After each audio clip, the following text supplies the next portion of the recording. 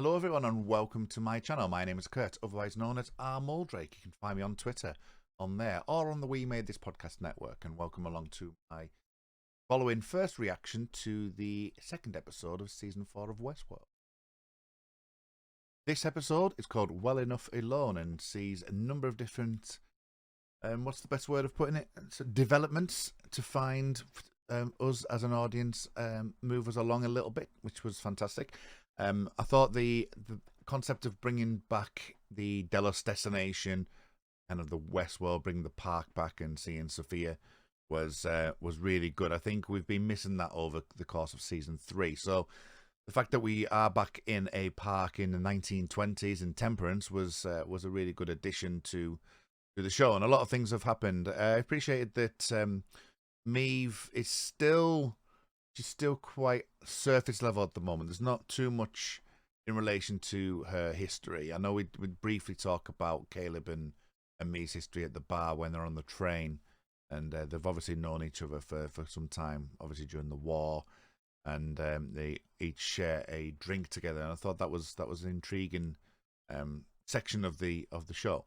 As I say, Sophia being back was a nice callback, and I think that's one of the things that Westworld do really well. I thought the continuing on the role with Christina as well, that Christina was continuing in her loop, or the way that it's been directed has been into her loop. So we are still having that kind of feeling with Christina, that she's in a loop. Although if that may not be the case, but I like the way that narratively that's the way they've set this up.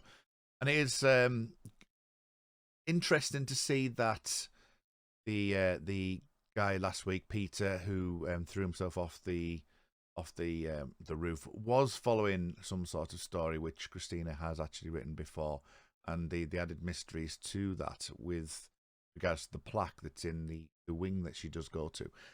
It's an interesting mystery box, that one, in that, time's being played around with a little bit in the narrative. Again, we don't know where, the plot wise, we don't know where it's going to go, but from a narrative point of view, she's seeing things happen to her, but then there's things that are kind of out of time. And I thought that was intriguing. There's a lot of people that are speculating that this was before Westworld was built, and that we are having a narrative trick played upon us again. That could very well be the nature of this, but time is to be seen on that, on what they do with regards to that. But yeah, I thought it was good that we do continue on Christina's journey. 4 sick days a year, that's not a lot. I mean, it was interesting that the boss also said that, is it physical or psychological? So in 150 years, as William announced on the opening of the park, that it's interesting that they mention, of war and pandemic in over 150 years ago. So I thought that was intriguing. I am saying intriguing a lot, so I apologise. I've just woken up, watched the show, and I'm heading off work. So this is just, as I say, my very first reactions to it. I also liked the black and white choices, because that was something else that's been themed out. I mean, I noticed that obviously in the park we do get those questions asked, and we've had that in season 1.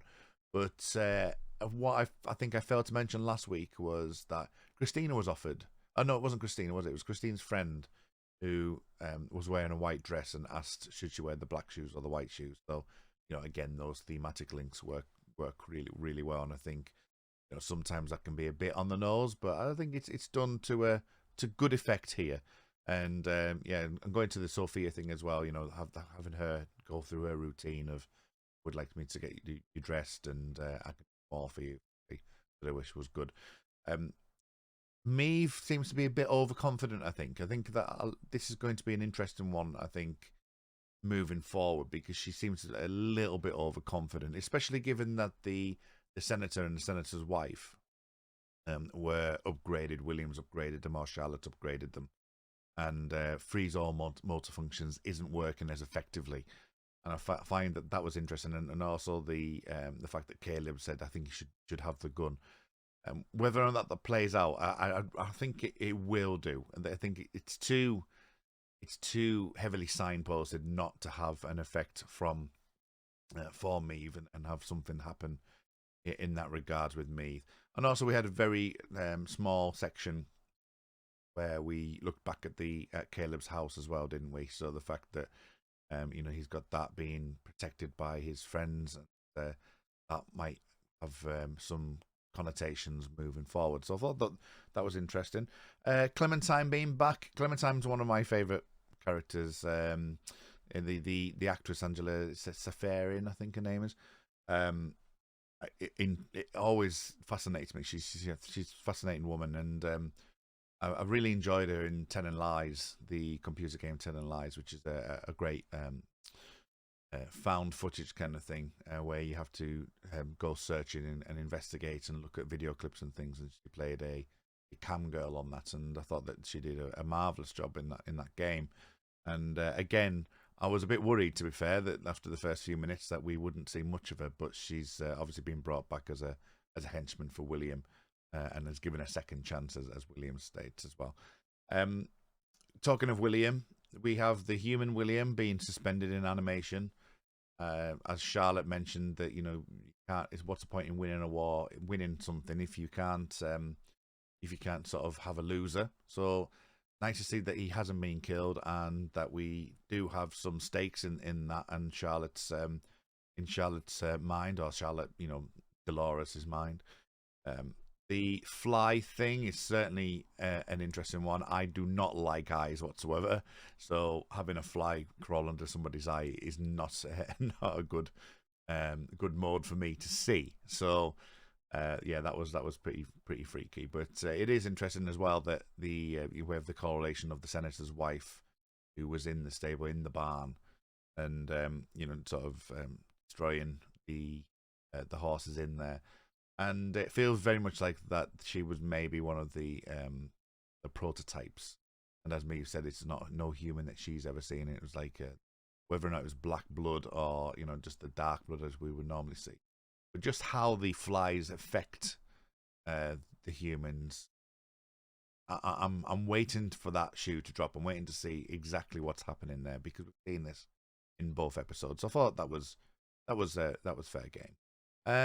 So other than that, what else do we have here? We've got a couple of like recalling counts, like Charlotte mentions about deep dream and slumber.